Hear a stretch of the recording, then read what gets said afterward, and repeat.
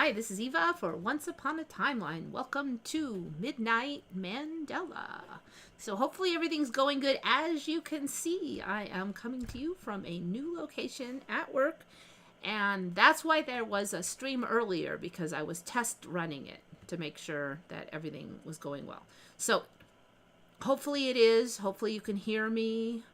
I'm checking my OBS, although I have it set so you can't see it, but it looks like you're getting sound. It should be more clear now, so woohoo! I've got the same old mic, so hopefully it sounds fairly similar. Yeah, okay, looks like it's good. Nobody's complaining. Well, don't want it to sound like that. Nobody is warning me of any problems, so all good, all good. So as you can see, I have this fancy bricks behind me, but it's actually just, wait, you can only see on this side. It's just fabric.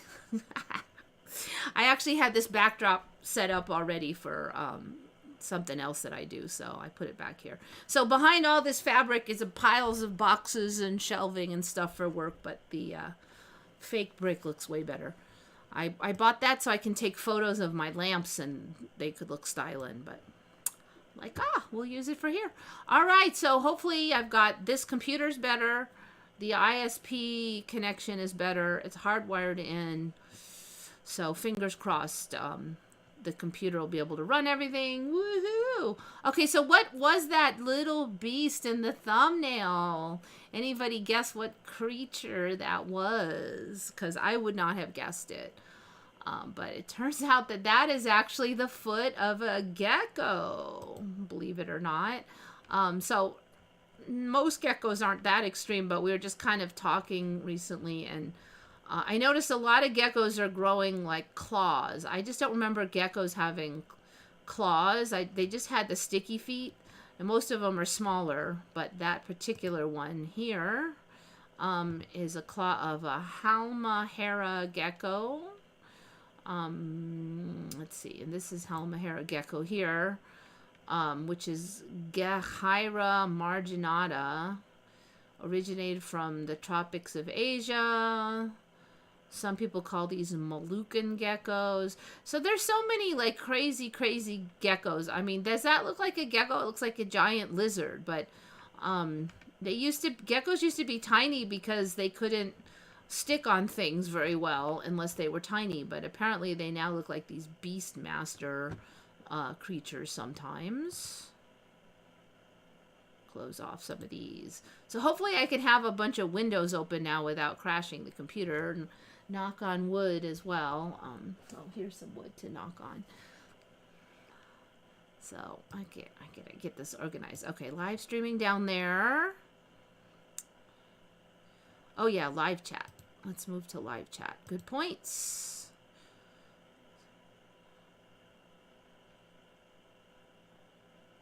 Yeah, so if anybody saw multiple warnings about my show, yeah, the other show was like, it's just a test run. I just talked for a couple minutes, made sure the sound was working, everybody could see everything, and then I closed it and deleted it all. So you didn't miss anything. It was just functionality check. The other thing is I kind of pulled a couple people. I remember geckos having, like, they said they operated by little suction cups. And indeed, when I was looking up gecko toe, somewhere in here there was a technology inspired by gecko feet, and it showed little suction cups was the technology. But now, apparently, for 80 years or something, we've always known that it wasn't suction cups at all.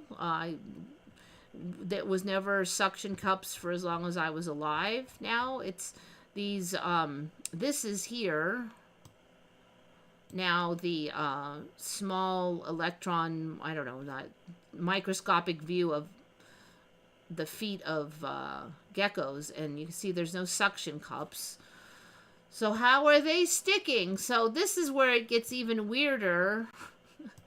Okay, so apparently for the longest time they said it was this. It was van der Waals forces caused them to stick.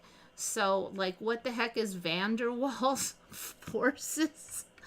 Okay, there's the equation for it.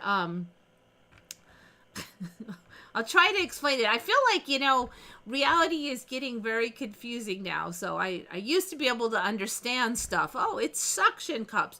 But now it's, van der Waals forces, except for it's not. I don't know. There's a couple stories. Okay, van der Waals force is the distance dependent attraction between atoms or molecules. So like there's some kind of a so that, let's see, the gecko has microscopic hairs or setae that increase the van der Waals forces. So the van der Waals forces is distance dependent attraction between atoms or molecules. In molecular physics, unlike ionic or covalent bonds, these attractions do not result from a chemical electronic bond. They are more comparatively weak and therefore more susceptible to disturbance. So I guess the molecules attract each other. The bottom surfaces of geckos' feet will consist of millions of hairy structures, no more suction cups, that are 5 millimeter or long and thinner than a human hair.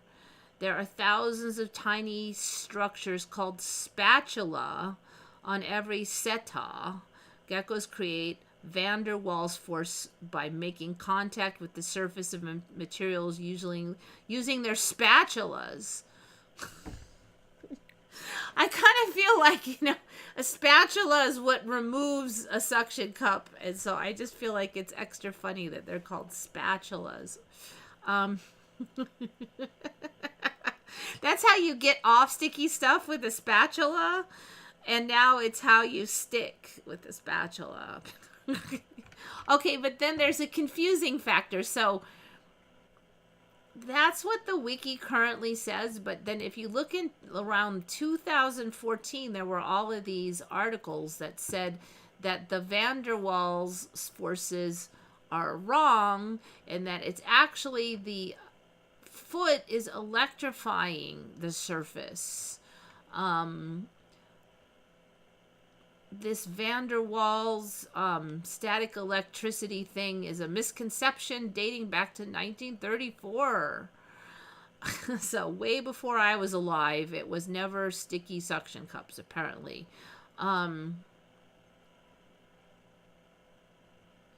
So they're basically saying now that they... this is all... See, all these articles are from 2014. I probably should have highlighted it, but they're basically saying that as soon as a gecko's toe pad touched a surface, the pad became positively charged while the surface became negatively charged, creating an electrostatic attraction. So somehow the gecko is charging the surface that it's then makes its foot have the opposite charge, and then it sticks like by static. So that's the story that these all articles are. Now, that it's interesting because they all say this debunks the van der Waals forces, but then you look at the wiki and it's still going van der Waals. So I don't know. I couldn't find any debunking of this electrostatic, but there's all of the articles are 2014. Now, I'm pretty sure that in my reality it was still suction cups going back that far. And that's what people remember, suction cups, but it's been 80-something years or longer now that they've always known that it was van der Waals and spatula that did it. So I don't think very many of us were alive before that time to have heard anything different. I don't trust Insider or any other online sources. Yeah, I don't know. There's a whole bunch of them, though. New Scientist, that there's Physics World. I don't know. Like, I was just commenting. It just seems like nothing really, even these articles don't really make sense anymore with other articles. So geckos are the new Spider-Man. But see, so how does Spider-Man stick? I mean, I don't remember them saying that he electrifies surfaces, so... Yeah, so all these spatula are like super tiny like hairs that then get like they're so fine that the molecules in them get attracted to the molecules on the surface. Now, I did also find articles that say that geckos have a thin layer of lipids on the bottom of their feet to help with sticking. So I'm like, okay, maybe it's a combo of van der Waals, electrostatic, lipid sticking. But one thing it is not, apparently, is suction cups. Now, I am quite positive that I learned the suction cups, but I am not 84 years old. So those suction cups apparently were never even close to a theory while I was alive.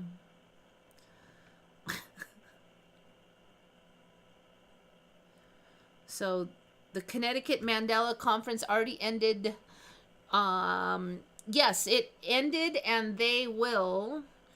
Thank you for reminding me, because I was asked to make an announcement for IMEC. The conference ended. It was just the weekend, and what they're going to do is they're going to make videos available to the Patreon members. There are people who support them via Patreon. They will get access to the videos first.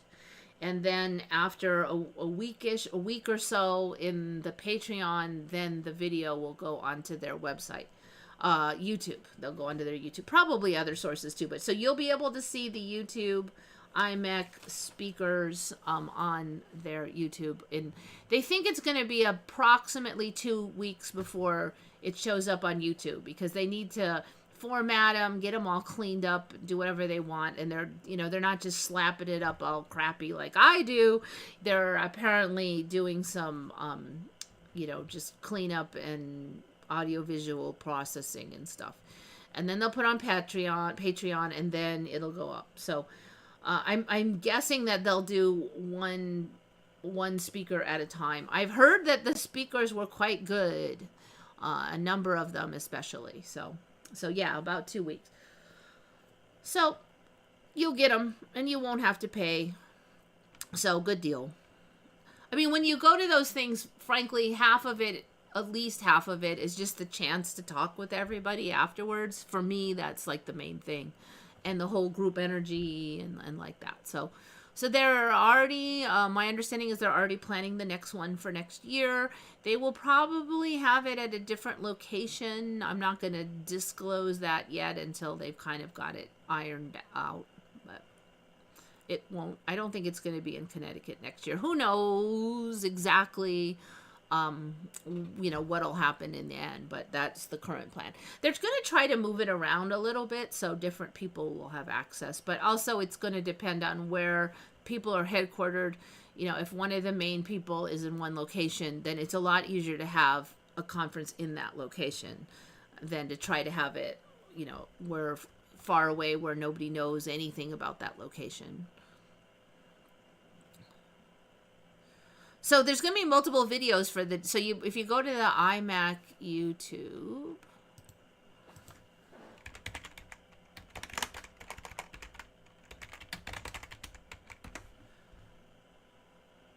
Mandela Conference. Okay, IMAC World is one. I think they'll have it on there. Here's International Mandela Effect Conference, YouTube. I think that's it. Yeah. This should be them. So you can see they just have, all year they have stuff where they have interviewed different people. So videos, like they had something, that was an advertisement for the upcoming conference that they've had in the last few weeks. So they'll start slapping them up here on their YouTube, probably speaker by speaker. So there's going to be, I don't know how many speakers they had. I think it was like 5 or 6 at least. So there's going to be multiple videos probably come up one at a time.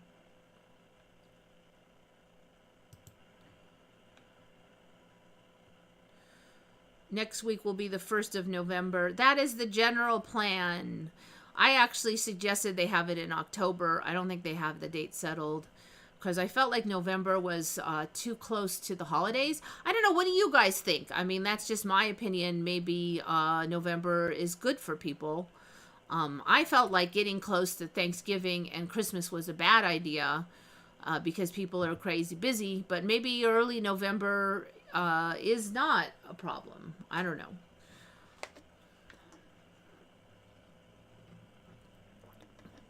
If you guys were going, I think they're going to want to have it somewhere around there,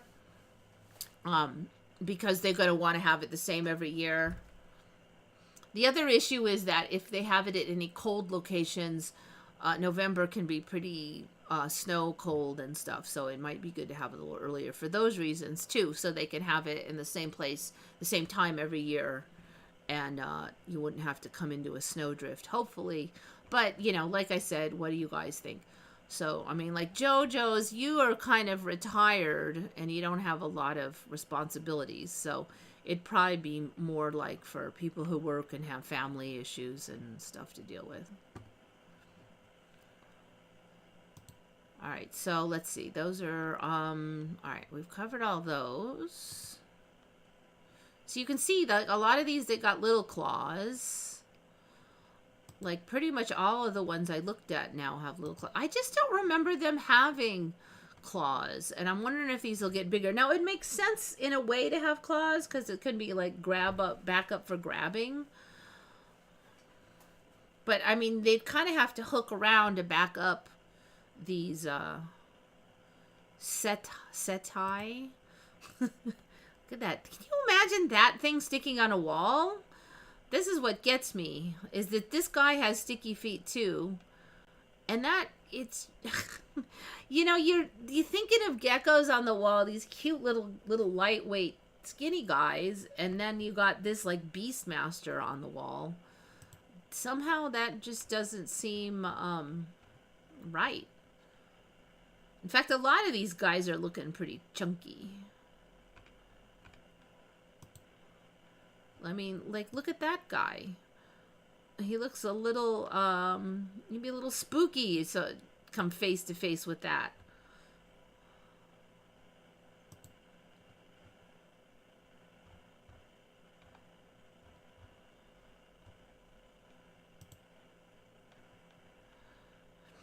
I think I had on before, there were some geckos that stick with their stomach now, too. They don't just stick with their feet. They can, like, kind of clamp on the whole bottom. Now, again, it makes sense that you could suck on your stomach too and have a stronger grip, but I just don't remember that being a thing. All right, so we got those. Let's go to the next one. I'm gonna check my OBS and make sure everything looks good. Yes, I'm still centered. All good.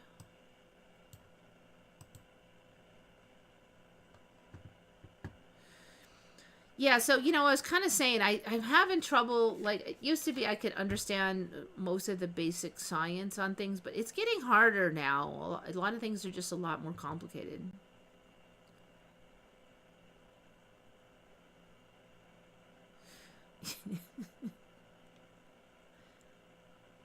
Yeah, the video's a lot better on this one. I think it just, the computer is better and the connection's better. I have the exact same mic as before.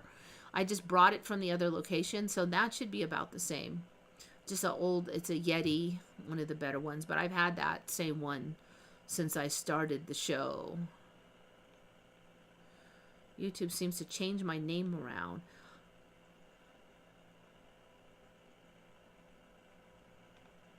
Lucas has been known to edit his own stuff. Oh, are we talking about Star Wars? So, you know, here's the thing with those, Luke and I am your father. No, Luke. Yes, I did have that on a while ago. I started hearing people remember no Luke instead of just Luke or no. So, yeah, the person asking if this is an After Effect edit. So people have went and gotten their VHS tapes of Star Wars and, it's changed in those too. So I don't think that Lucas has been able to sneak into your attic and get your VHS tapes. There is no record of it ever having been Luke, I am your father. It's not. And if you that's an official misconception now. Did anyone read about how we have a third set of teeth? No. No, I have not heard that we have a third set of teeth. All right, I gotta check that one out.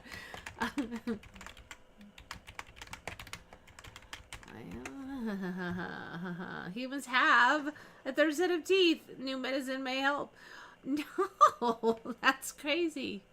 Available as buds, ready to grow. Oh, this exhibited by 1%, by the 1% of humans with hyperdontia. Okay, this is interesting, and I'm not exactly shocked. Okay, first of all, this whole hyperdontia thing, that's where people have a whole bunch of freaking teeth all over the effing place. That just was never a thing. Not even 7-8 years ago when I first started researching this. And then I started seeing animals with multiple rows. I mean, like, used to be animals just had one set of teeth other than sharks. They were the only ones. They were special because they had these additional rows of teeth. They were, that's the thing that made sharks special. All them teeth. Well, then all these other animals started having it. So I'm not really shocked now to hear that we're going to maybe start getting them. Then all of the hyperdontia on humans, where I saw these images of people with extra teeth. And now they're, extra teeth isn't weird. And some people just have a couple extras. Then I started hearing that, and not everybody has all their molars. So some people have all their wisdom teeth. Like for me, everybody got all the wisdom teeth. But now it is not uncommon for you to get only one set or no sets. And your third set of molars can appear as late as your early 20s. I'll have to check and see. All right, so now you can have more sets. Apparently people with hyperdontia had them triggered. A 2021 study out of Japan showed how targeting genes can regrow teeth in animals. Now the team has turned to a human clinical trial. By targeting the USAG1 genes, researchers believe they can help people without a full set of teeth regrow teeth. Oh. The team says that humans have a third set of teeth available as buds, ready to grow as needed.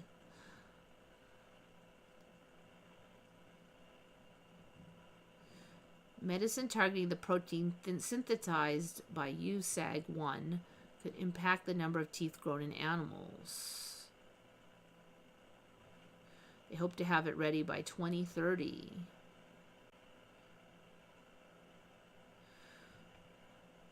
So, this is pretty interesting because I have been looking at this regrowing teeth thing, and the only info I could find was that they had they were trying to just grow a tooth from scratch and then implant it. And then the other thing they were trying to do was to get roots to regrow when they were damaged. So if you still have the tooth kind of in there, maybe if you could just get a root to recover, or if there's some damage to the tooth, but there's still some connected root, if it could regrow, recover. That was all there was. But here now, according to this, all this time we've had a third buds of teeth, yet I have never heard diddly squiddly about any attempts to get those to grow. Let's see, shows that humans have start of a third set of teeth already embedded in their mouths.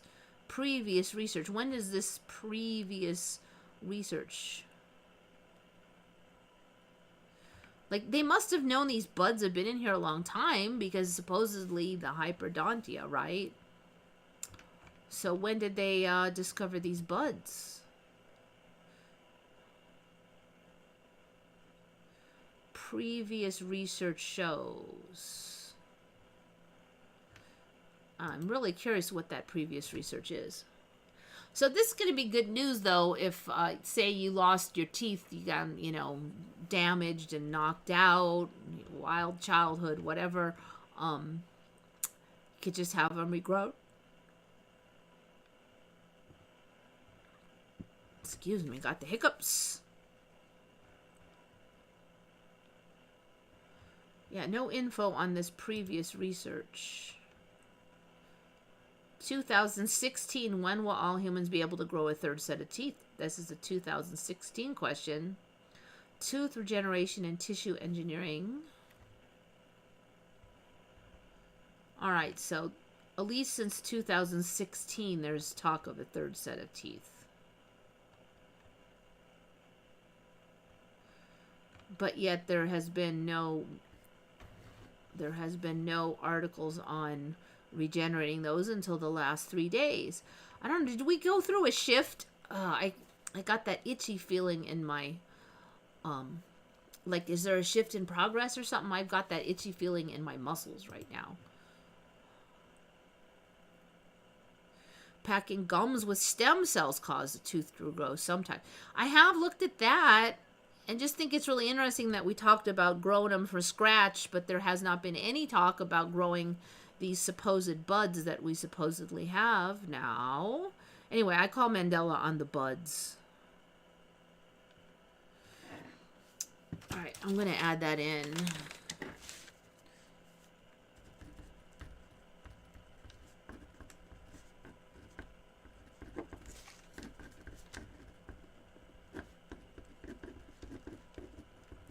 I mean, why in the heck would you try to grow from scratch using stem cells if there's buds there? Wouldn't you just try to get those grow? They already know what to do, right?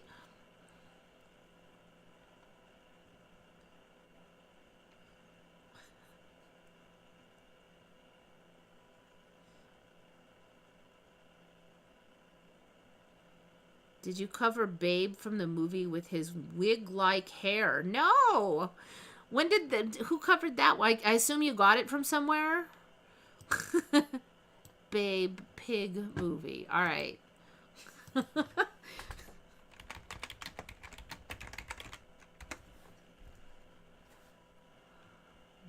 Images. I see hair. You know, I've watched this movie and there was no, this is interesting because a lot of these are really blurry, but there does seem to be like this dark hair on the top of the head.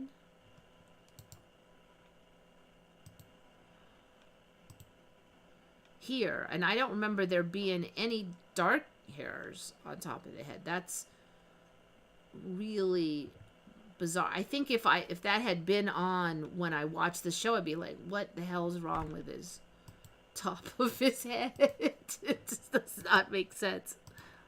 Okay, yeah, all right, there's a bunch of straw there, so you can't see. Most of these are super blurry. I kind of feel like, maybe this is in progress? I mean, do we have like one clear image of the movie here? Like, that's Animal Farm.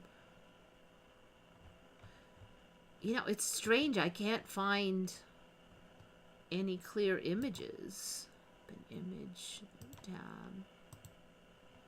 Look at how blurry they are. I'm definitely going to agree with you that that's a Mandela, though.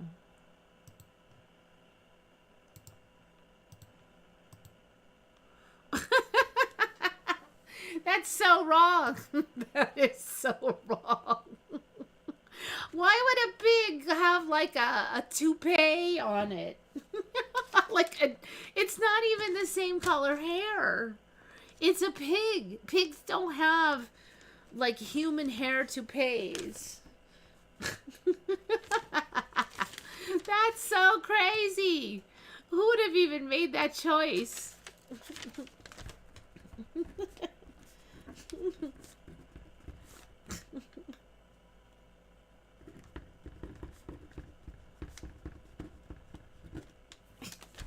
I don't know. Whoever found that, yeah, good find. I'd be like, what?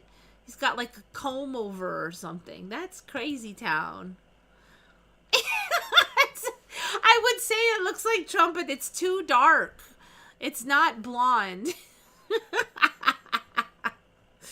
Yeah, it looks like a toupee, doesn't it? I wonder if it's going to grow.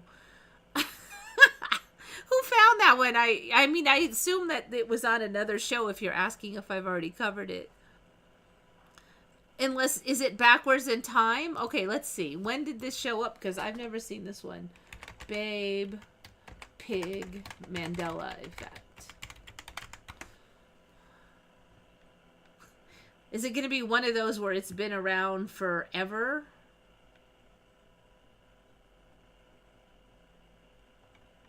All right, let's put hair. Apparently there's another Mandela Effect about a song.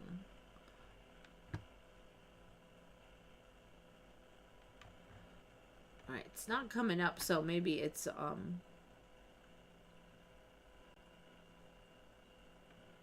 is it too new to be on there? It looks like it's pretty new. Yeah, well, whoever found that, good finds.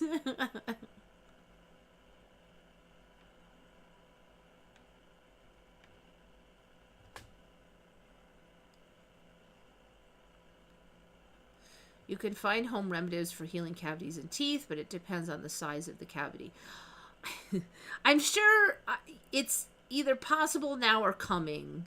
I mean, just jump timelines early, and I'd say just plan on being able to regrow teeth. I think it's basically, if not here, it's really close to here. I definitely do kind of feel like even if we're not quite in the timeline, we can get some of the benefits and effects of it. Like there's been stuff where some weird thing happened and they're like, now that can't happen, and then later I'm in that timeline and now, oh, everybody knows that happens. Like eye color change. I'm like, eye color wasn't supposed to change, and I was seeing the changes. I'm like, but that's impossible. And then later I get into a timeline and, oh yeah, eyes can change color over time. I'm not even going to joke about that one. Elitis. It looks like a toupee though. Yep. So I just remember him being white. You know, he has that white. Actually, now that you mention it, wasn't he just pink, like skin color, like all the pigs were? I don't think you're right. I don't think he was even white. Wasn't he just back in the day when pigs just were, they had a couple little scrawny hairs and they were pink. Wasn't he just pink before? Not all white and furry. I think he was just pink. Because all pigs were pink. Yeah, that's a good observation.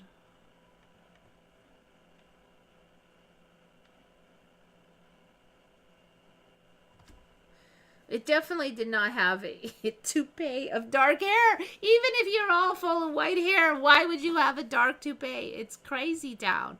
I think I'm getting trolled here with these Mandelas. I saw something saying they have a cream that heals all cavities in 48 hours. The white filling kills the roots. Yeah.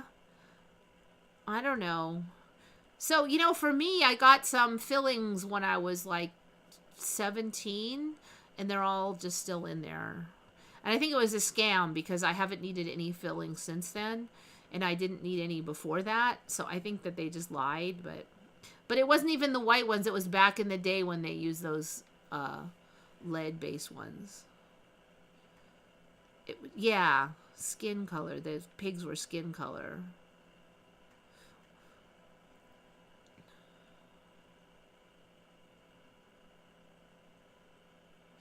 I've got a new Emmy for you. Mycocytes. They are slime mold plant they move together. Oh, that's been on before, slime molds. There's probably more of them now. But I have had slime molds on. So slime molds are kind of old for me. I knew about slime molds in the 90s, but there was just one slime mold that was special. Now there's all different kinds. And it was interesting because the person that heard about it, she was all fascinated because she had never heard of slime molds.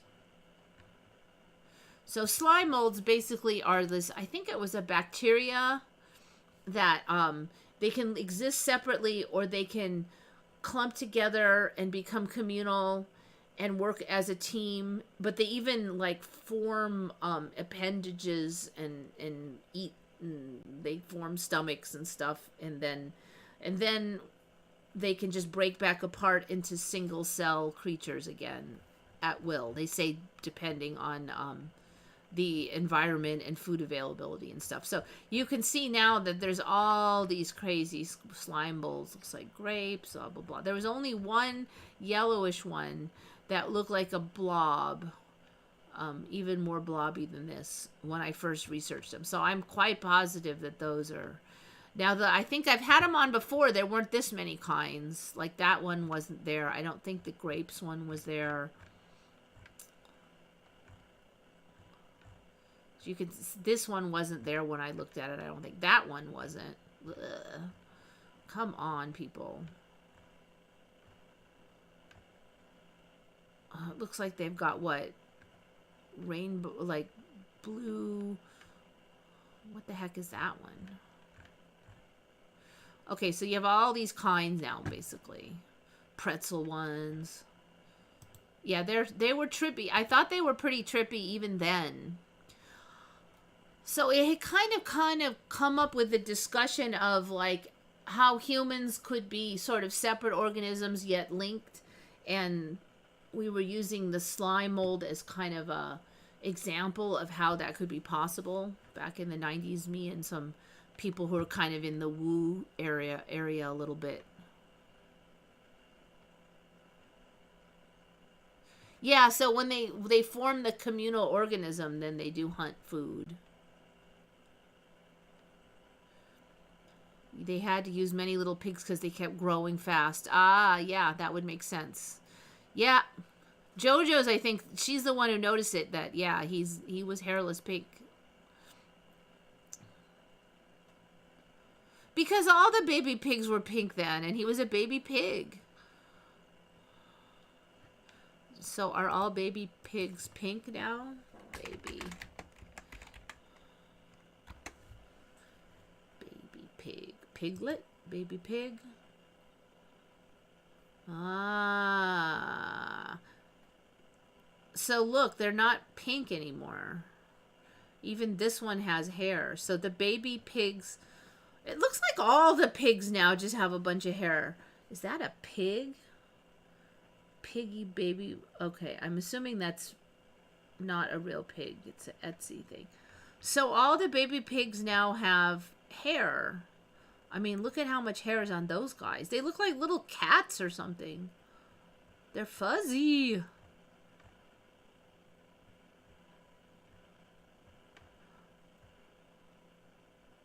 Even that one, I think, has it. So, yeah. So this is kind of like the coloration on the skin for the hairless cats. They're growing all these weird coloration. The pig... It's weird. Okay, pigs were hairless, but now they're hairy. For me, cows only had really short hair, but now a lot of them are really hairy. Pigs, they, even the adults didn't really, they had a little bit of coarse, wiry hair. I always thought it was weird, actually. Like, why even have a few hairs? Oh, they're sensory. But it was always weird that pigs didn't. Well, at least all the pigs that I knew that were like, you know, the common ones that you would see. So I can't swear there wasn't like some wild boar in Borneo that didn't have hair, but looks like they all now are hairy. Let's see, what a newborn pig. What about a newborn pig? Does it have hair?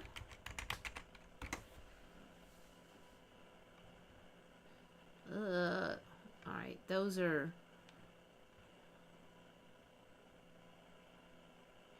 neonatal. Looks like these neonatal ones even look like they have hair.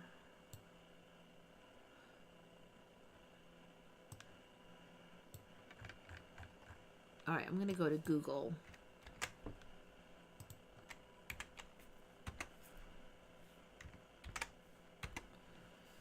Newborn pigs.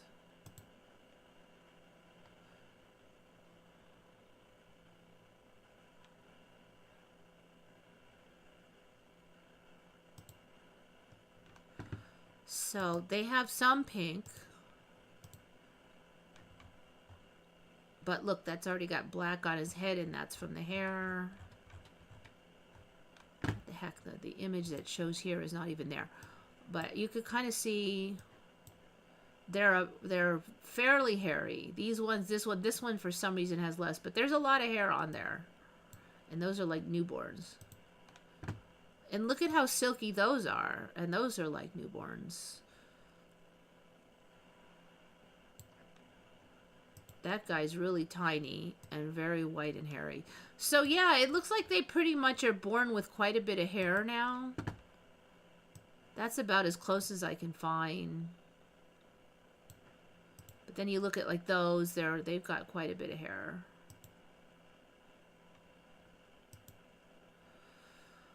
God, they look like puppies. Alright, so yeah, I guess they just have way more hair now in this timeline.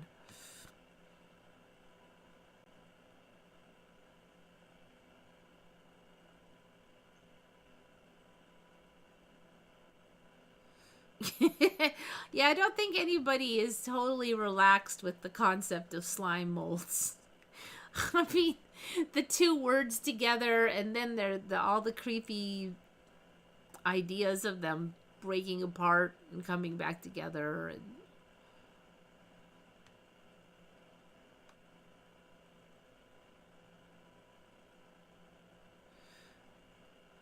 we used to butcher pigs. We always had to scrape the skin to fry it. They had really short hairs.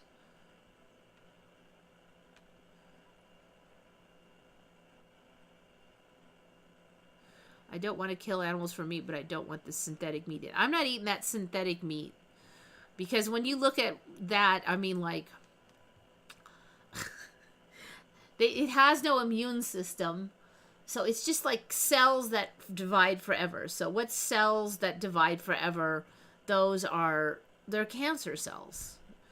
I mean, they're not gonna be normal cells, okay? There's not normal meat cells.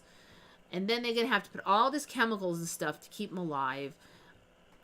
Who the heck knows what is even up with those cells? I am not eating synthetic meat. Recently, a giraffe was born without spots. Yeah, we've had those on before, the wild ones.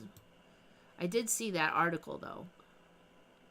They found toxins and human DNA in synthetic meat. Who knows what's in there? I mean, did they genetically manipulate the DNA of that pork?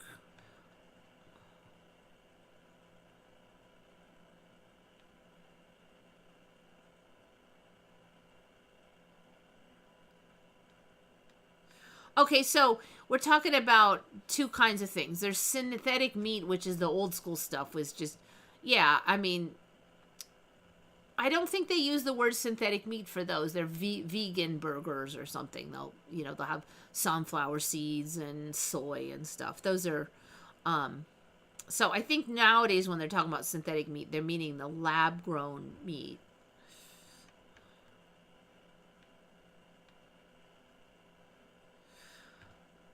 I'll tell you, though, a lot of stuff, like, I don't do well with any of the processed foods anymore, but I'm fine with meat as long as I don't eat a lot. Like, meat is one of the things that I'm still, I eat meat, as long as it's not the heavily processed meat, it seems like my system is fine with it. And vegetables and fruits and butter. Those are the three things: meat, vegetables, fruits, and butter. But no more hamburger. I think the hamburger meat has so much garbage. At least in America, they're adding pink slime and a lot of garbage. And it even tastes weird. But if you get the taco meat from, like, the Mexican markets, they take chuck roast and they just grind it right there. And it's a coarse grind, so they can't hide any stuff in it. So at least they don't appear to be hiding stuff into it. And if you cook that up, like, it just tastes a lot better. It doesn't taste like, theoretically it's the same stuff that's in hamburger ground beef, but yet it tastes completely different and much better. Anyone else remember the movie Porky's? Is that still a thing? Yeah, but that was like a comedy. There weren't any pigs in it, though, right? Vivian says there is a woolly pig. And I have had that on, those woolly pigs, along with the woolly cows. And there's one with the curly hair. Those were on a long time ago. So I thought that was a Mandela but it was a special kind of pig. So I'm like, okay, we have a new kind of pig. So this indicates that the old kind of pigs are also different too. Yeah. So think of these like curly haired pigs. Now, the last I checked, it was the same color all the way, but now we have this two-tone one here. Mangalitsa, that's it. Mangalitsa pigs. That is the one we looked at last time. They're all woolly.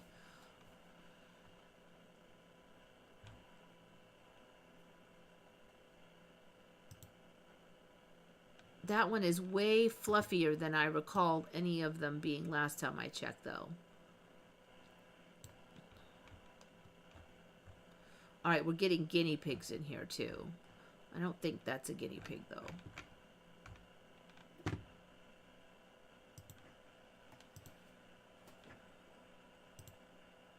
Yep, I'm still lined up in the middle of the screen.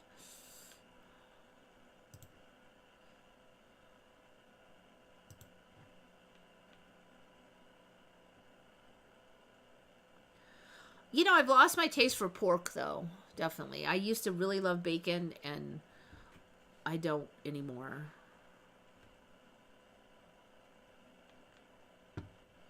So, yeah, this one, I think it's because the ground beef just has weird stuff in it, and it tastes bad. But the Mexican markets in America, they just take the chuck roast, which is a fatty cut, and they just grind it. You can tell that it is what it is, and it's a coarse ground, so you can't hide stuff in it. But yeah, I don't know about other countries. Other countries may not have as much garbage in it.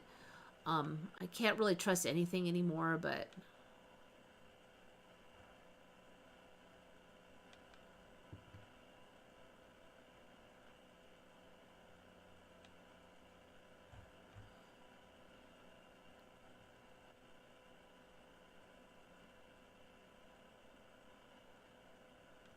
all right, so what else we got here? We're at 12:50.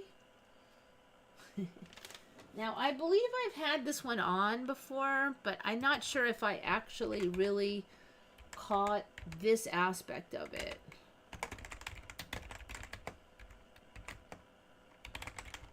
And I might have. But I've had this weird snake on before that basically it's just stretched out and walking, and I'm like, why does it look so weird? So there was another one I had on with had a very weird like link pattern on it, and it was just crawling straight. I'm like, what's up with that worm? But you can see now that the snakes, they basically can just use the edges of their skin and muscle like their little mini feet, so they move along like centipedes or something. Now, I'm trying to remember if I had that actual motion on. I might have, but I'm going to have it on again anyway. It's been a while, but you can really see, hopefully, how it's moving as if it had feet. And it doesn't have feet. And they call that rectilinear motion. They can now crawl along like straight like a creepy worm or something. And a lot of the snakes can do it, maybe all of them. I don't remember them having that option. For me, they always went like that. They could do the sidewinder one, or they could do the straight, but that was it. They couldn't do this thing, which they're calling rectilinear motion as another form of travel. So they've upgraded now. They make little feet motions with their with their muscles, which is pretty cool.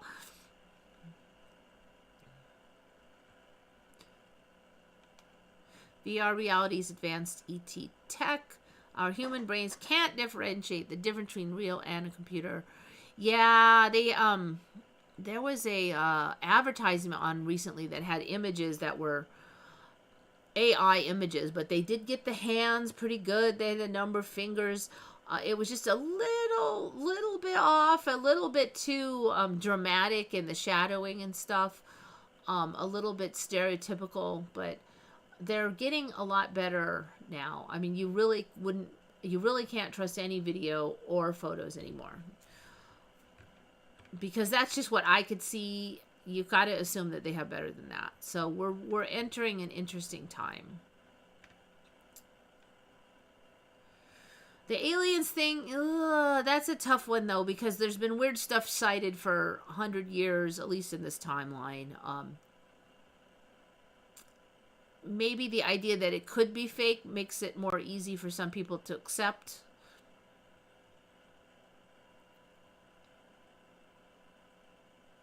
Yeah, there's snake pillars, snake caterpillars.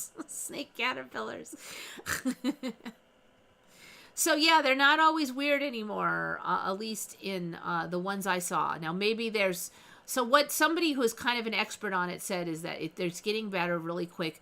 Some of the images will still have weird hands and fingers, but clearly they just checked for that and just didn't use any of those in the advertisement.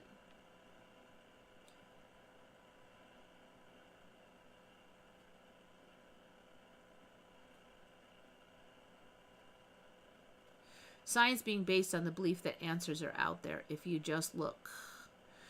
See, there's a huge metaphysical component when you start going there.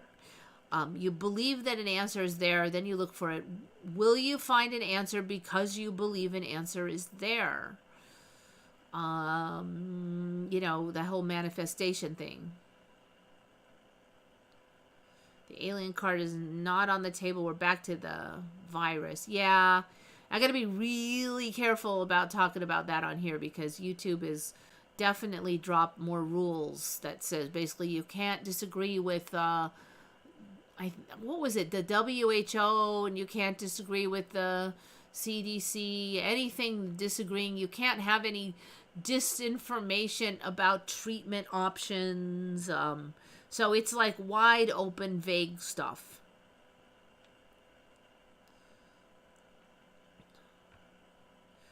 So we know that the Mandela is real. Now we know that we see things in images in movies before it shows up in reality quite often. Viral memes and stuff like that. So, but I'm seeing these things in reality. I've seen like the weird worm with the little tiny feet, like the little snake worm thing. I've seen that for real now, in my yard. So they're wiggling and crawling into reality. So now we're hitting this era of insane video and imageries and photos, and you can't tell what's real. I kind of feel like we're going to hit like a new level of crazy now with the manifestation.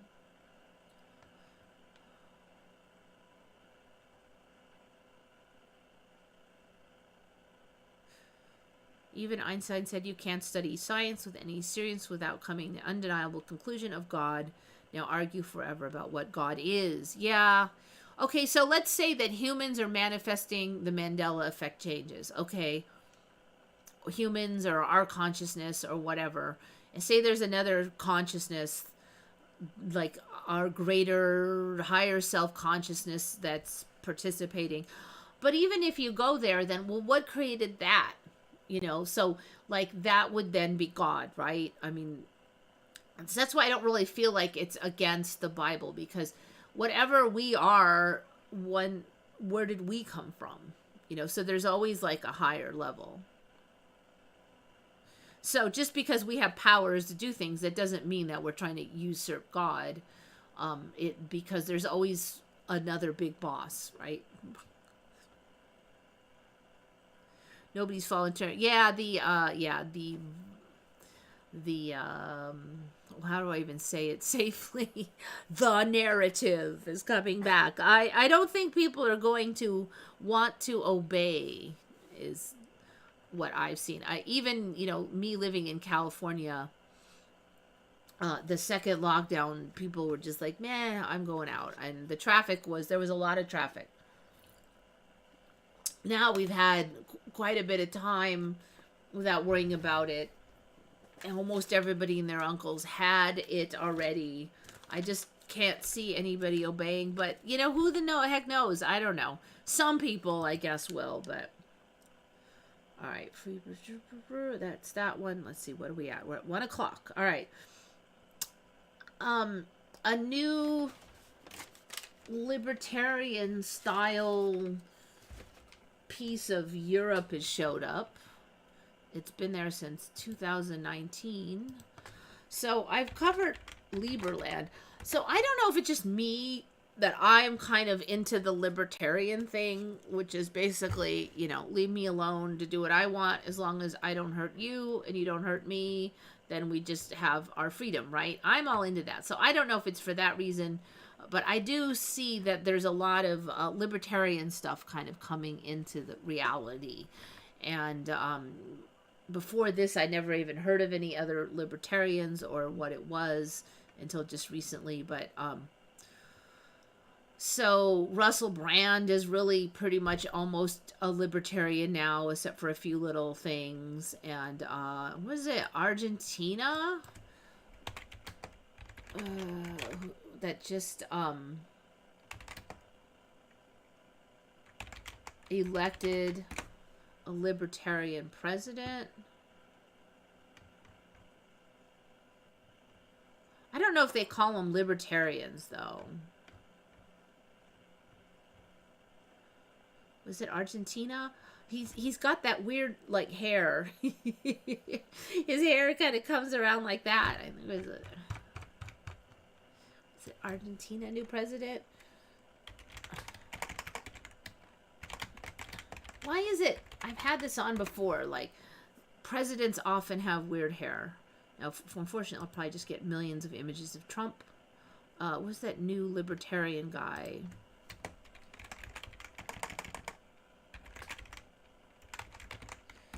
But there hasn't ever really been a libertarian president until recently. That's what's weird about it. Dang it.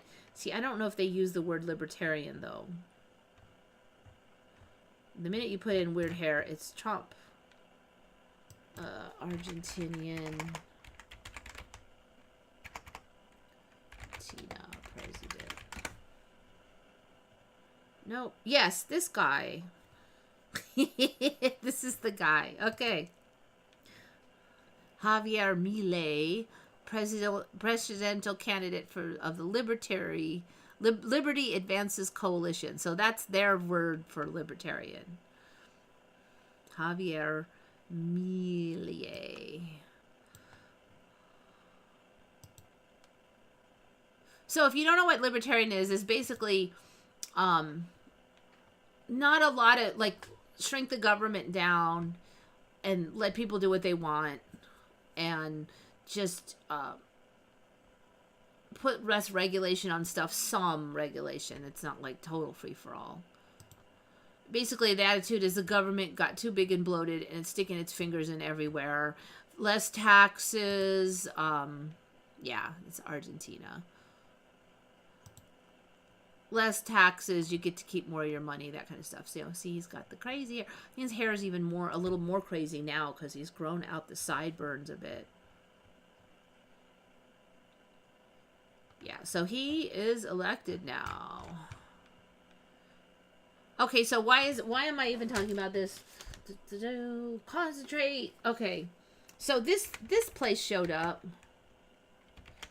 Now, I have covered this recently enough that this place should have been there because it was supposedly showed up in 2019.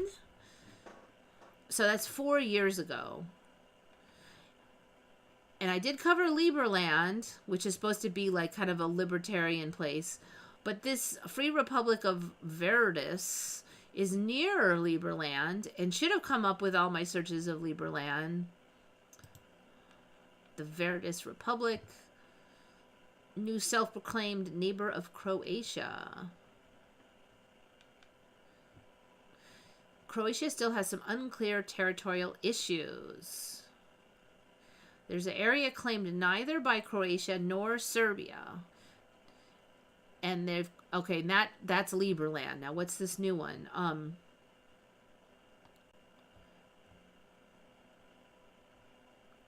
So Verdus, a sovereign state claiming an uninhabited parcel of disputed land locally named as Pocket 3 of Croatia, Serbia. Okay, so it's another unclaimed land. How can there be unclaimed land? I mean, I can definitely see two claiming the same, but now suddenly nobody wants it. I mean, if there was a chunk of land and nobody wants it, wouldn't you just go, okay, I'm taking it then, I claim it? So the whole story is bizarre. I'm perfectly fine with it. Means that we're going to get free republics of libertarian lands, aiming for international recognition. Verdis being the first entity to lay claim to its land claim makes the land claim legally belong to Verdis even after the Croatian-Serbian border dispute ends. This is due to international law, says the website of the new neighbor of Croatia and Liberland. So these little seeds, I think they're going to start growing.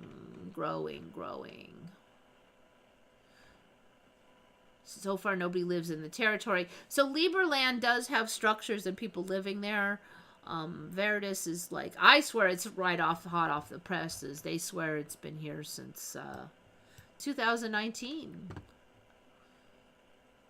Interesting, this article is from 2023, but if you look up Verdis, I looked it up in the wiki, and it said it's been there since 2019. So again, this micronations thing. See, here we go. This Reddit is from 2019. First eco-friendly country in the world, along with it being entirely tax-free.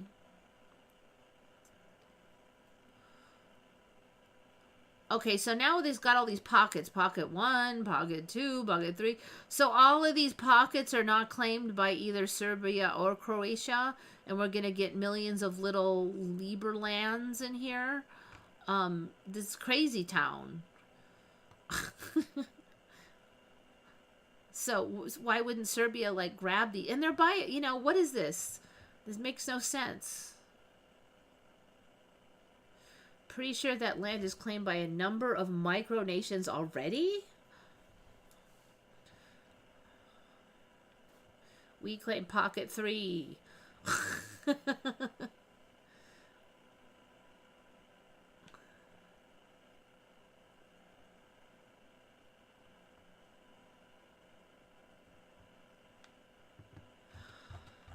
Anyway, so they're popping up all over the place.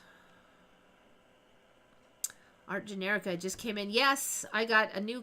This is a new computer. A cam I set up for this computer previously. A new location, which is my work. And a new ISP, which is better. And it's my work ISP. And then I have a backdrop of fake bricks. So I'm not actually in like a dark den, but... Who decides which land is considered claimed? So I guess Serbia is not claiming it, and Croatia is not claiming it, so then nobody's claiming it. They say, this is my boundaries, and those are ours. It doesn't make sense to me, though. I mean, look at these pockets. Wouldn't you just... I mean, if I was Serbia, I go, well, that's mine. And, like, Liberland didn't even have anybody living in it, so it's not like you'd have to fight the rebels to get it or something. And they're saying that Verdis doesn't have anybody living in it. So wouldn't you just say, well, that's mine? Let's see. What pocket number was it now? Pocket 3 on the map. Let's see. Pocket 1 here. I don't even see a pocket 3 on the map. Wait, right here. Okay, it's right here. So it's tiny right now, but I have a feeling that it's going to get bigger. Because it wasn't there before. All of these pockets. I'm just weird. It's an excuse to have new territories, basically. Pocket country. Okay, so nobody claims that land, so then some people came and said, I proclaim this is Verdis. So nobody is exactly, like... saying that we recognize Verdis right now. I think we're going to need some shifts before that happens. Probably at some point we'll Podunk, middle of nowhere, recognize Liberland, and then by then there'll be 25 other ones. Pocket nations. I mean, if you built a bunch of stuff on Liberland, wouldn't Serbia just go, mine? Now that you built infrastructure, I claim it. Now pay taxes. But somehow I don't think that's going to happen. Or we might hear that happening about one of pocket nation that we never heard of.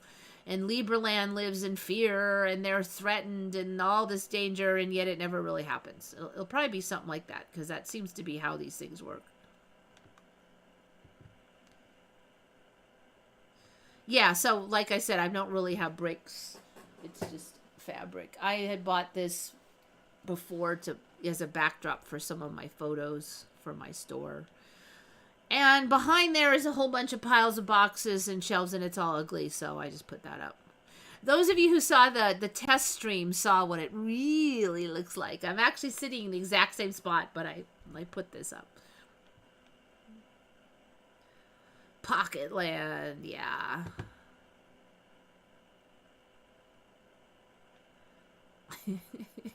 I mean, it totally is cheesy right now, but I mean, that wasn't there in 2019, and they're springing up all over the place, all these micronations. Like, there was only like 2 or 3 now. Like, how many micronations are there now? Micronation wiki. Micronation. Political entities that claim to be independent nations but lack legal recognition by any sovereign state. They're almost always trivial.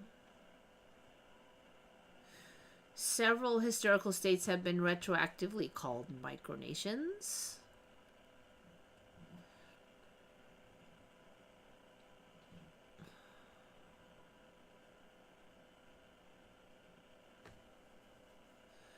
Micronations are on the decline, according to this. I would beg to differ.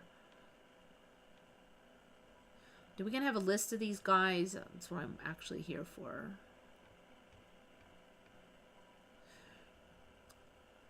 Libertarian micronations and seasteading projects. Several were established in the 60s and 70s based on libertarianism and seasteading. I've not heard of. Oh, seasteading, I think is yes. Creating permanent dwellings at sea called seasteads. I have not heard of this. This is interesting. But you know, we're getting like floating islands and stuff now, so it's actually not that weird. Republican of Rose Island before its destruction.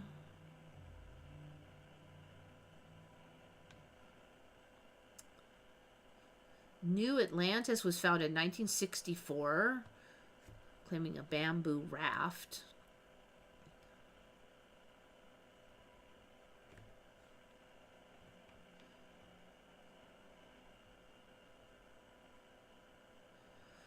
Republic of Minerva project succeeded in building a small artificial island on the Minerva Reefs in 1972 by importing sand.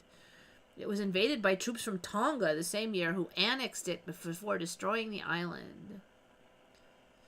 During its brief existence, Minerva was a media sensation. Not heard of any of these. Initial developments in Australia.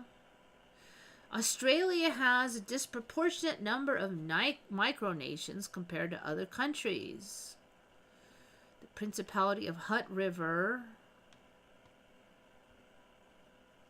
Sovereign. So, there's like a jillion of these. Micronation community in Japan. Novelist Hasashi Inoue.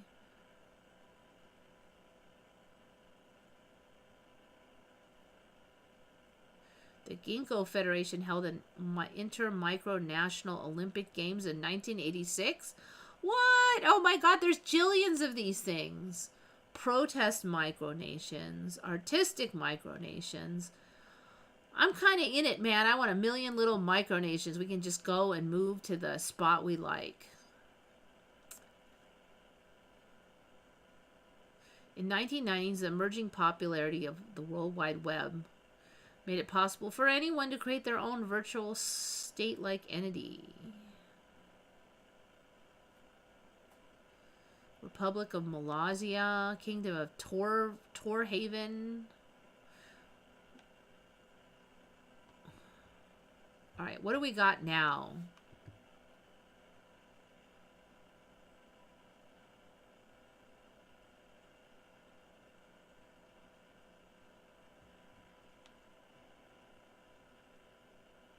Many micronations claim private property. All right, there's Liberland. How big is Liberland these days? The Space Kingdom of Asgardia, found in 2016, claims an artificial satellite. There's like a... I would like a list of current ones. All right, let's see how big Liberland is. 2.7 square miles in area. Roughly the same size as Gibraltar. Yeah, use another Mandela to describe this other Mandela. All right, so it's only 2.7 square miles right now. I have a feeling that we're going to find that that grows, though. So there's these little micronations all over the place. There's not even a list of them here. Micronational summits. Microcon.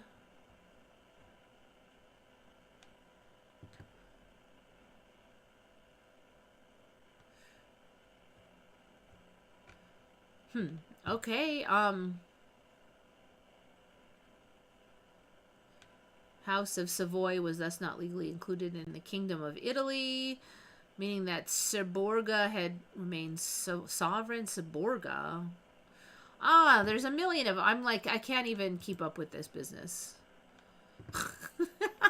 I don't think there was that much last time I looked. Like, it's so much, my brain is like, ah...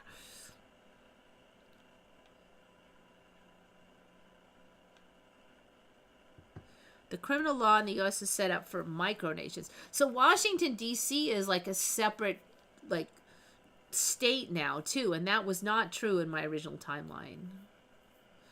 And the same for, what is that, where the, in the U.K., where the king and queen, there, I think they have their own laws or something, too, over there. And that wasn't a thing either.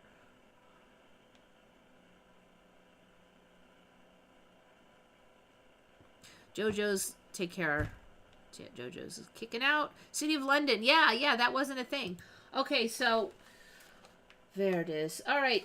I ran into this branchless lightning thing. Now, this kind of reminds me of the old lightning. But they're saying it's all rare and it's like super fat. The branchless, a lot of it is. Honest, all lightning is essentially the same. So they used to say that lightning took the shortest path. I don't know if they still say that. And it never really made sense because the shortest path between two things is a straight line, right? So then they would say, well, it takes the easiest, shortest path. But, I mean, it's zigzag. Lightning doesn't really make any sense when you think about it. Why is it all zigzaggy? They never had a storyline for it.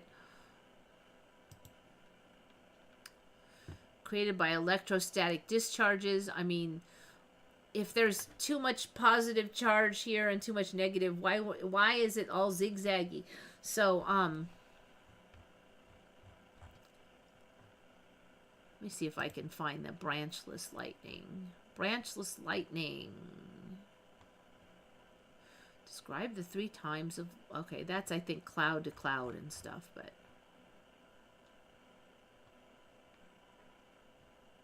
Darn, how come I can't find it? Let me go to the Google. It wasn't this hard when I looked it up last time.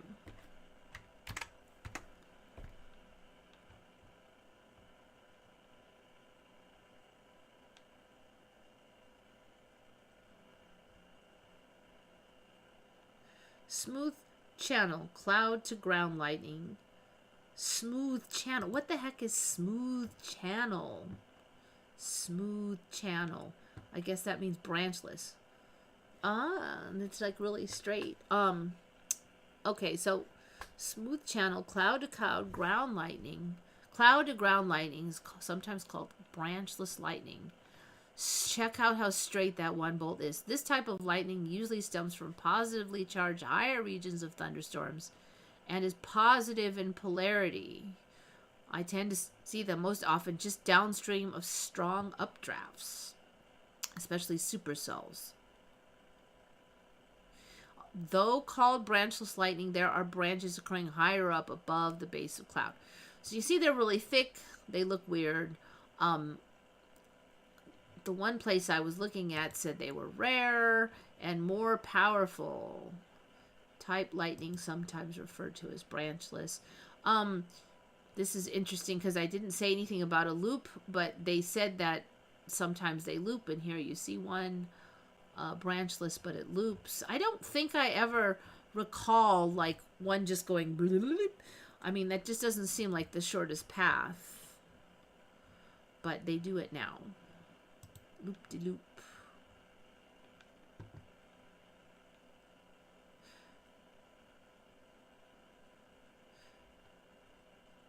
Some upward moving lightning is branchless below the clouds.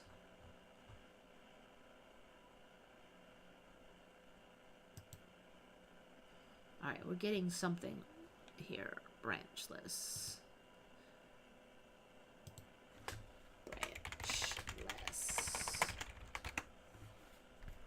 Refers to a single branchless channel below the cloud base and is independent of the in-cloud mechanism.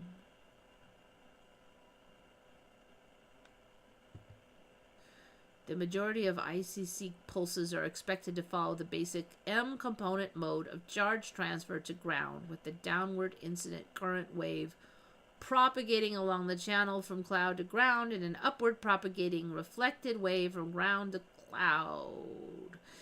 So here's another example of how stuff's getting complicated and very hard to understand. This is a very good example of it. Often referred to, initial continuous current pulses are associated with the M component mode of charge transfer. Gone are the days when you can just read something and understand what in the heck they're talking about.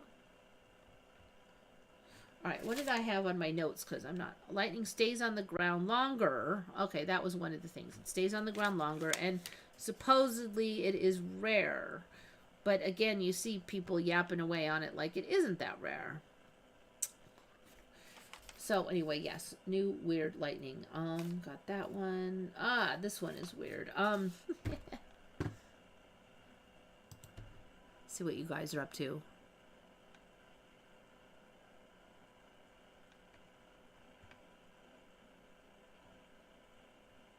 Can't believe it's September. I know. I'm sort of getting used to the higher speed, though. I don't think it's sped up as insanely quickly. Like, the actual rate of speeding up has settled down some. I'm not sure. Maybe we're even finally at a set speed. Definitely a lot faster than it was. Like, when I do the one Mississippi thing, it doesn't look like it's changed a lot since last year.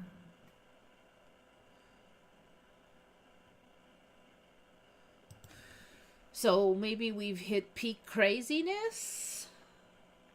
All right, so wait, don't want that here. La Mancha, Negra, Venezuela. Saw this, ran into it. So in Venezuela, they've got this weird, creepy goo, black goo, that has been showing up on the roads. La Mancha Negra is what they're calling it. It means the black stain. Negra means black. I guess Mancha means stain. La is the... I had a very weird story about it. Okay, so this... It only shows up on the roads. It is like kind of spongy, but sticky, but also really slippery.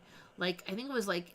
I've heard between 800 and 1,800 deaths have been caused by it because it shows up on the road and then cars hit it and they slide off the road. They slide into each other. So this thing just showed up apparently in 86 on a highway. And it was what began as 46 meters long, so was 150 feet long smudge. The thing is that they can't easily like clean it. Like it doesn't come up with soap. It doesn't come up with power washing. Slippery goo. And then it started showing up in other roads. They're trying to figure out, is it like ooping up from the asphalt itself? So they've scraped it off and repaved, but then in a few years later it comes back. Some of the theories are ridiculous, like it's old rickety cars. If it was old rickety cars, then every country would have problems with it. There's not like, it's not going to be just in Venezuela in one area. You know, if it's like coming up from the ground due to like the ground being oily, then why is it only on roads? So I'm wondering if this is some kind of organic stuff. They were saying that it, what was the thing? It,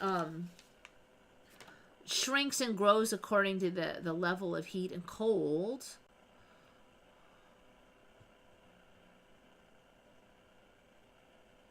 So let's see, 80, so it like they would clean it up and then it would like come back a couple years later in different spots, sometimes the same spot. There's a point where it was on so many roads it was ridiculous.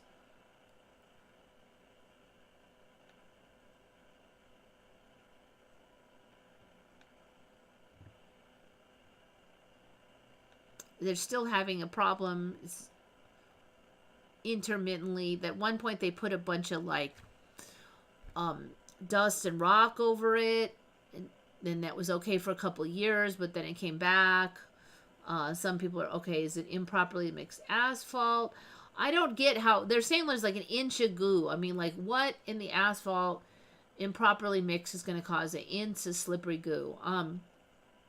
So supposedly they did testing, but they couldn't really determine what it was, which doesn't really make sense. I'm like, did the Mandela not decide what it is? Because how hard can it really be to test this and determine what it is? If it's been here, you know, for what? It started in 86, so it's been a 40-year ongoing problem. And they don't know what's in it.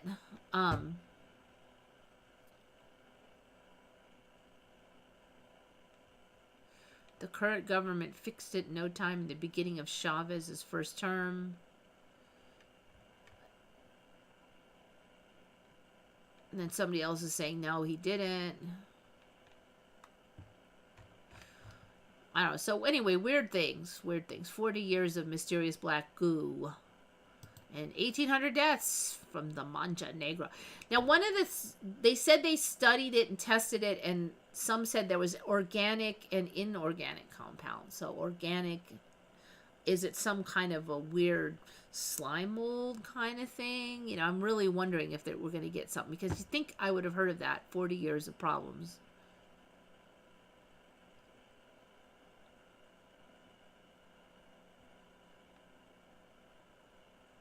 I am the one in the family who is sensitive to Schumann resonance magnetic changes, but lately my husband is reacting to it. Are we having something now? Because I swear my muscles in my head are like right now. Had to take some aspirin and just kind of tone it down a little bit. I have the fruit of the loom cornucopia on the tag. Really? There's been no spot sightings of those at all. So you have the basket, the spiral basket. There was one image that showed up, but then when we zoomed in, we could see that they had actually drawn it in.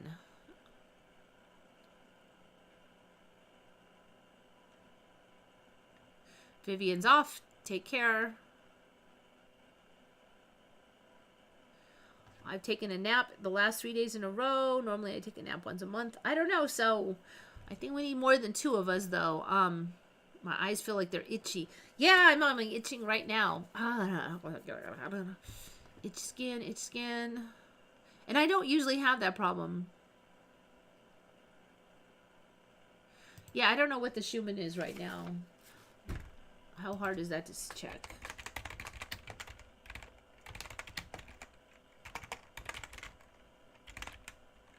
Live. How about live?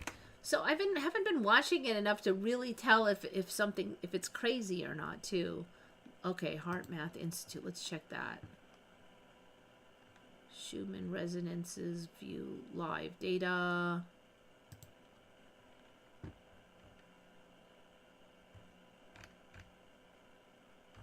There's nothing there. September. These are old. All right, so that's like 3-4 days ago. It's not helpful. View live data.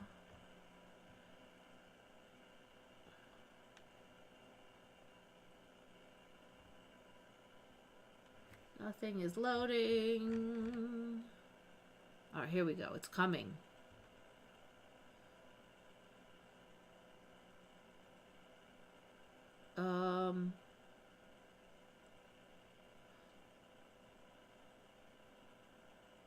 All right, so we're right here. Well, don't load too fast.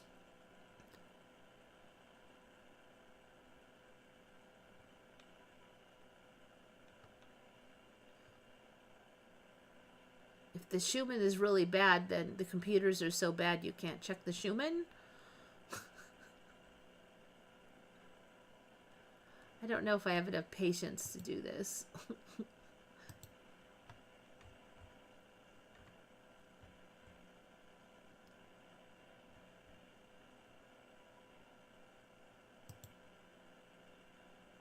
I want to know what the Schumann is right this second. Is this like too much to ask? Apparently so. No. Definitely not good. Alright, I cry uncle. If anybody has... Okay, let's see. Shari, thank you. So, isn't that like really quiet? This one is busy, so I don't think it's busy. Oh, here.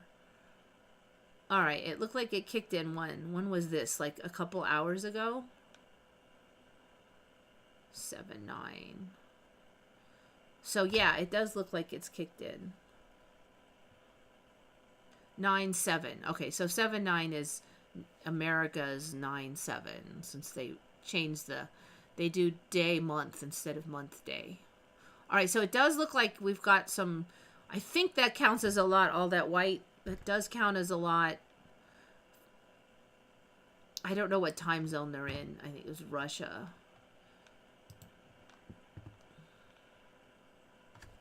Okay, that makes sense because I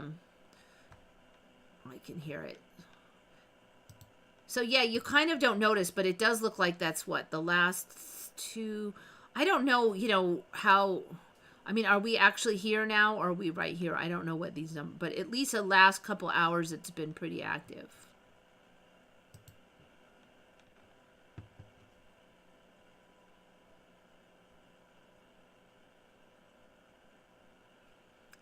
You are aware of the Emmy around the rapture. Now Jesus says where they go. It says where the vultures fly. Where the vultures fly. Oh, somebody mentioned that there's another one. Let's see. The Lord giveth and the Lord taketh away is now no longer said like that. Let's see. Did I have that on here somewhere? I think I saw that on Redcon or something. Somebody found that. So it says kind of the same thing, but it just has a different style of saying it.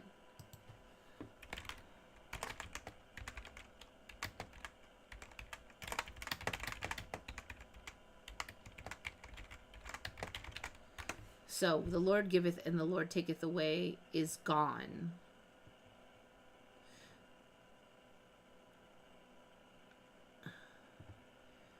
So now this says, the Lord gave and the Lord hath taken away. Blessed be the name of the Lord. So now it's in the past tense. That's interesting. Job says, naked I came from my mother's womb, and naked I shall return there. The Lord gave and the Lord hath taken away. So the Lord gave and took away. So the Lord already took away now. It's in the past.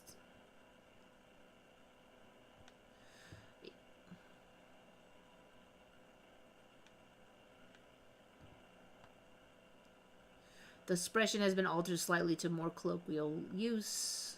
Yeah, no, that's what it used to be.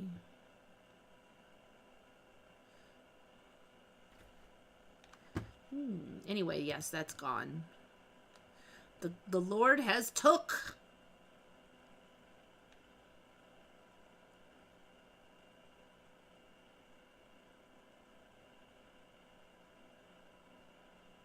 Changes on every page. Yep. A lot of them I just didn't know, but I did know some of them.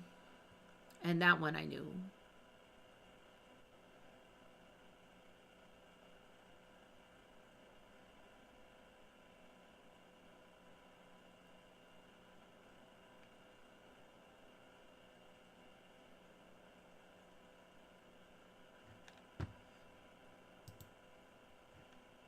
Let's see. We get another bite of... Ah, yes. Okay, so I got another, like, 10 minutes. And see, there's another huge... It just occurred to me. I don't know if you can see that. Let me see. Let me check OBS. Ah, you can see it up here. Okay, you can see it. I'll move it over. Whoops. No. Okay, so you could see this bit of white here. And this last line just showed up since I refreshed it. So it looks like it's sizzling for the last couple hours. At least. Alright, that's gone.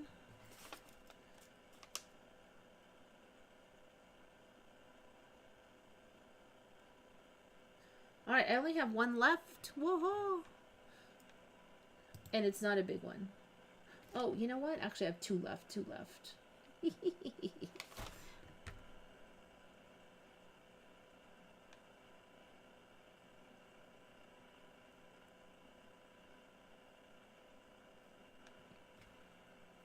Okay, the last one is cloning.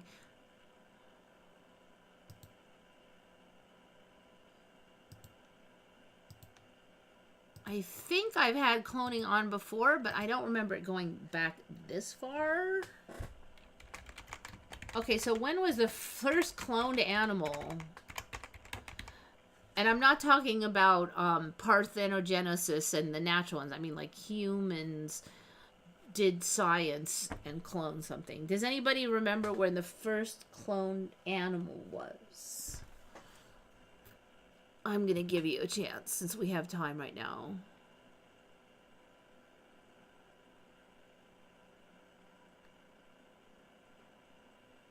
Dolly was in the 80s. Okay.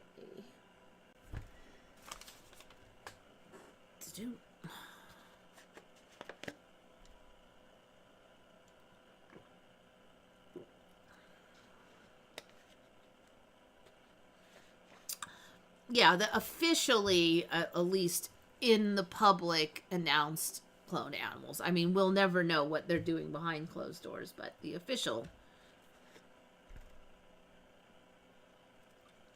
Okay, it looks like it's pretty universal. So, I am not 100% sure when Dolly came. The current official storyline was 96. That sounds about right. Somebody said 30 years ago, so yeah, it's about 30 years ago. Yeah, that's about right for me. But now there's the first. So what I remember for Dolly, I remember that they took the DNA out of an adult Dolly, and then they put it into a fetal, like the shell, the embryonic eggs that came, and they took the adult DNA and plopped it into this embryonic egg. And so you had like adult DNA. That was the big thing there. It was adult DNA. They didn't just take like a stem cell or something. This was the first time adult cells had been cloned. So if you're an adult and you want to clone, you're not going to be able to go.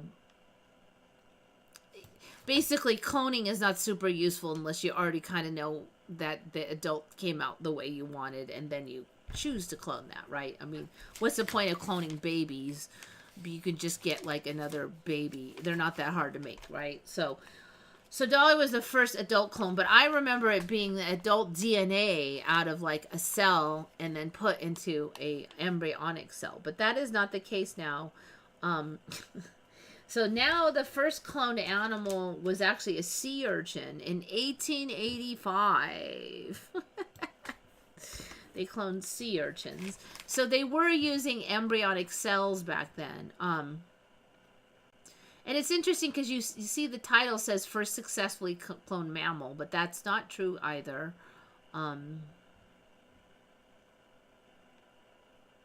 This one might show it. This one I probably should have pulled up earlier, but loading.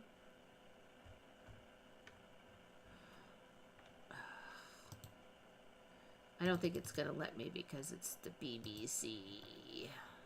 Here, let's try this one. All right, 1885, the first ever demonstrated artificial embryo twinning was a sea urchin. So that was over 100 years before I was born. I mean, almost 100 years. They were already cloning embryos of sea urchins. 1902, they were cloning salamanders the same way. Cell nucleus. So now this is the kind I remember where they were getting like an egg and then putting DNA in it. Okay, I think that's this one. Let's see. Squeeze the fertilized alamander. Push the nucleus to one side. The egg divide. Oh, okay. Now he's squishing them. Okay, that's a little bit different. Transferred the nucleus from a tadpole into a frog egg. Okay. Okay. No, wait. Frogs are tadpoles. All right. So this is kind of a partially grown one. Then DNA was put into an egg. So that was 1952. First successful nuclear transfer. So they moved the nucleus into an egg. So that's how I remember Dolly, but now it was done in 1952. I mean, like, so way before I was born, they're already cloning stuff. That does not sound right. I mean, that was something that was invented in my lifetime. Okay, nuclear transfer from a differentiated cell. Okay, 58 was a little upgrade on this frog one. First mammalian embryo created by nuclear transfer. So now they're taking the DNA and putting it in an egg for a mammal. That was a rabbit, 1975. So again, I was so young that, I mean, this should basically be all of my life here that they were doing that. In 84, they did a sheep. Let's see, separated chemical process to separate one cell from an 8-cell lamb embryo. Fused it into an egg. The new cell started dividing. So now they're kind of splitting an embryo. 87. They produced 2 cloned calves of a cow. Their names were Fusion and Copy. This added cows to the list of mammals that could be cloned by nuclear transfer. Still, mammalian cloning was limited to using embryonic cells as nuclear donors. All right, so then the sheep, let's see, 96 is then where they were using I'm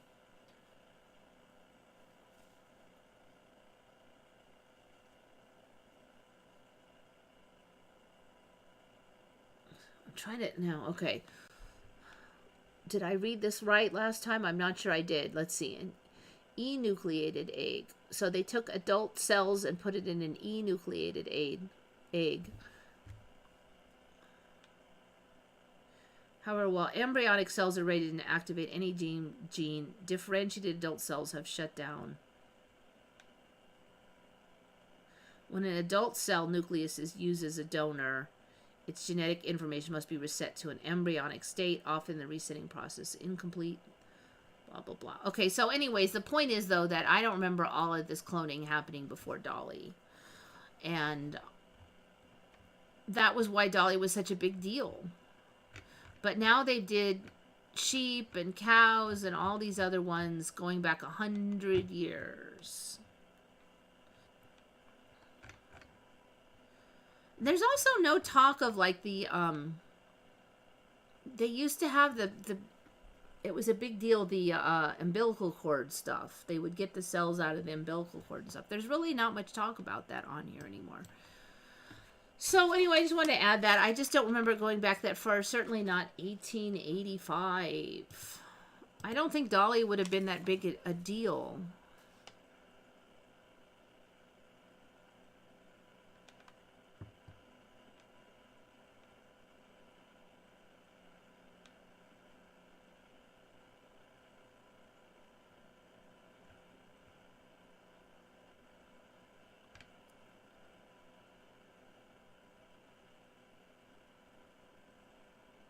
Oh yeah, that is a kind of an interesting. There's Dolly the sheep, and then there's Dolly did not have braces.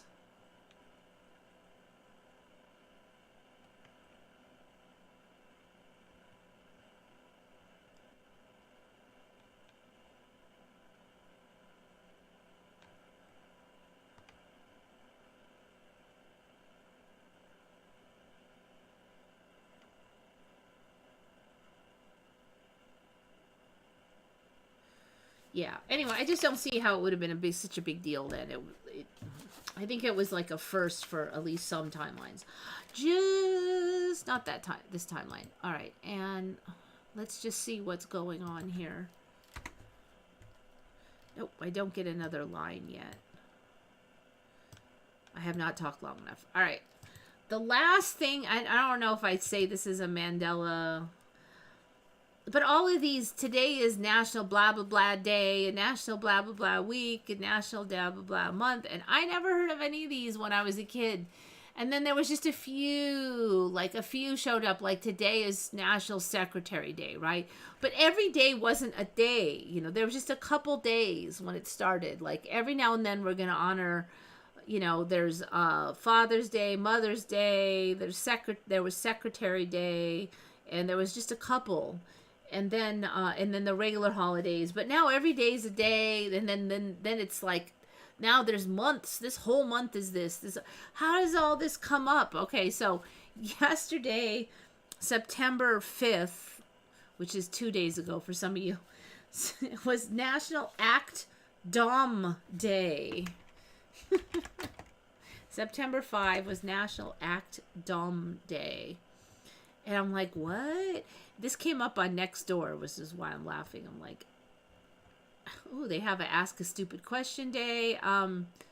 Is a holiday celebrated in the United States, usually by school students and teachers. And September 28th, though, it's coming. All right. All right. Where is Act Dumb Day? Here we go. Day is for encouraging people to come together to remind us all that we support and accept each other. We want to encourage people to act dumb, meaning do something kind. We want to encourage people to act dumb, meaning do something kind. How does that even make sense? Whether it be to help an elderly person cross the street, something worthy that makes someone else smile and know you care. How come we don't have National Kindness Day if acting dumb is being kind? This day was created by Act Dumb in 2020. How should this day be celebrated? We will promote this day of fun on our website, social media, and with brand ambassadors. We will reach out to local news stations and print flyers. We will encourage people to bring frisbees, soccer balls, and other outside fun games to their local park on this day. Why don't you call it National Fun Day then? This will encourage people to come together to make new friends. What a fun day this will be, celebrating National Act Dumb, one park at a time.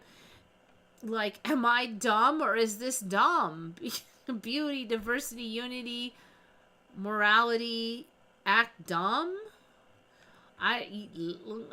My brain is going to break. I just don't get, like, the current reality. I just don't get it. Being nice originally meant being dumb. Being dumb used to mean that you were deaf and dumb. You could not speak. That was being dumb. lack of ability to speak was dumb, was the old definition. Humans can use organs from pigs. That was been weird for me for a while too, because like it used to be that foreign DNA, your body would reject it. So if you had organs from pigs, you had to be on anti-rejection medication to keep your immune system tamped down. But now the story is it's just one protein that causes the body to reject, and that they have altered pigs to not have that protein marker. And so now you can just have it and not reject it, which is bizarre to me. That was not how it was before. But, okay, fine, whatever. I mean, it's good, I guess, right? Because you get more ability to use organs, but...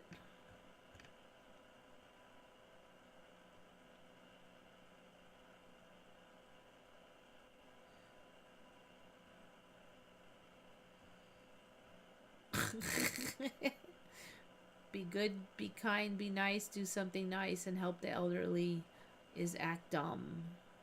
I mean, like, and even if they're, like, saying act silly, then why don't you just say act silly day? Because dumb is just not, like, it's dumb to use that word. I don't know.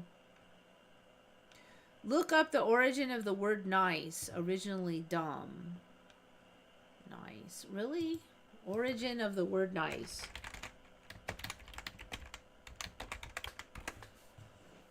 What is the origin of the word nice? The word nice, originally from the Latin word necius, meant ignorant or unaware. Alright, first used in English language as a term of abuse. Alright, a word took a trip from Latin through Old French and Middle English. I wonder if that's from the Slavic area, because they're kind of like, don't, like, in, like, some of the Slavic countries, people are a little more hard-nosed, and you're only nice to people you know who are your friends. So you don't go down the street and be, like, all nice and happy to strangers, for instance. Like, if you go into a McDonald's, they'll be, like, they're not all smiley and stuff, because that's something that only dumb people do. Like, so I'm wondering if that's where that came from. So, like, if you're, like, Russian or Polish or something, you grew up there, you have to come here, and you kind of have to learn to, like, lighten up a little, because you look like a big jerk very easily, because you're just like, that's just normal there, you know.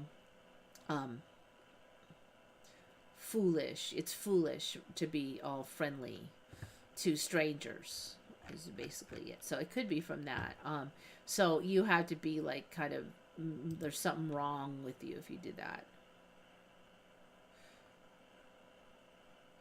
But I'm pretty sure that, so nice referred to ignorance or unaware. All right. Ignorance, though, is not, it's one form of dumb, I guess, but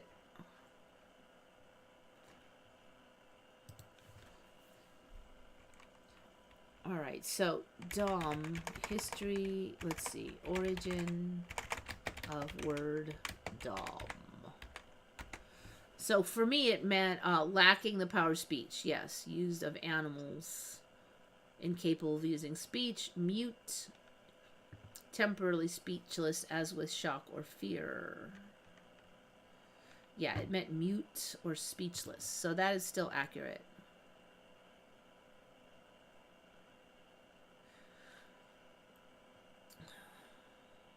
Yeah, I don't know what... I've never looked up that history, so I can't say if it's changed.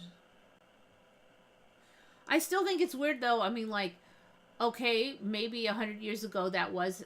the definition of nice was ignorant, but it isn't now, and supposedly this national whatever thing was only done, like, in 2020, so wouldn't you just... If you wanted a National Kindness Day, why don't we have a National Kindness Day?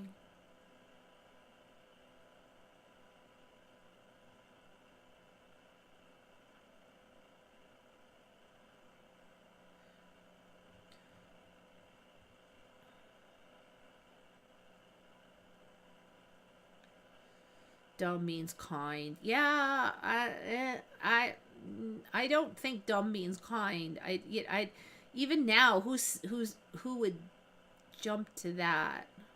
Goat with spider jeans, spider jeans, spider jeans. I think I've seen this one. There was like a milk that had like the spider silk in it.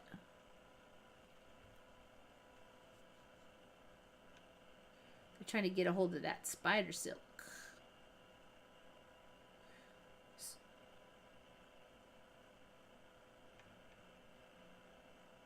Spider goats.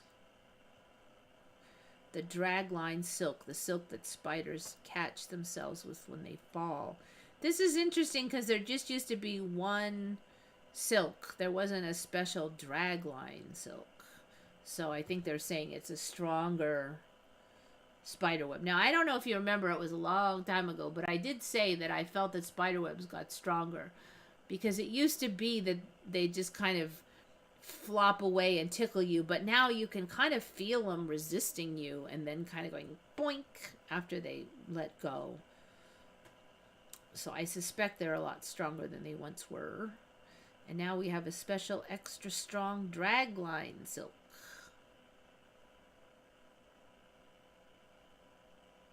Alright, see. Encodes dragline silk from an orb weaver spider and places it among the DNA that prompts milk production in the udders. The genetic circuit was then inserted in an egg. Her milk is full of spider silk protein. Process it in the lab. We delicately lift out a single fiber of what is very obviously spider silk and spool it on a reel.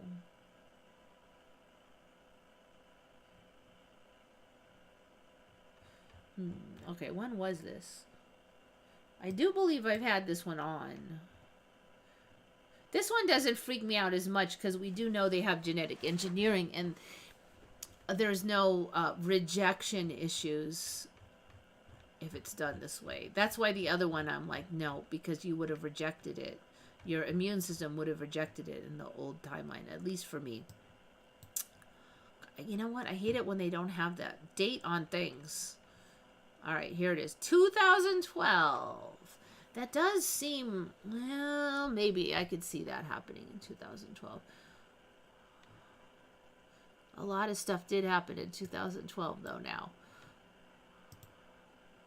All right, well, I'm just about done. Let's see. Yeah. Here we go. Another very bright white line coming up right here. So, yeah, it is pretty active right now. Schumann, at least according to that one. I'm going to leave that up for myself later. All right, so that's it for today. Looks like we had a successful show without any major problems. Attack of the Clones. Oh, yeah, we might get something like that. Very glad to see the new system is working. Apparently without problems. So, fingers crossed, keeps up like that. All right, thanks for coming, and Shari and everybody with your suggestions. Always appreciate it. You know the drill. Think good thoughts, everybody. This is Eva signing off for Once Upon a Timeline.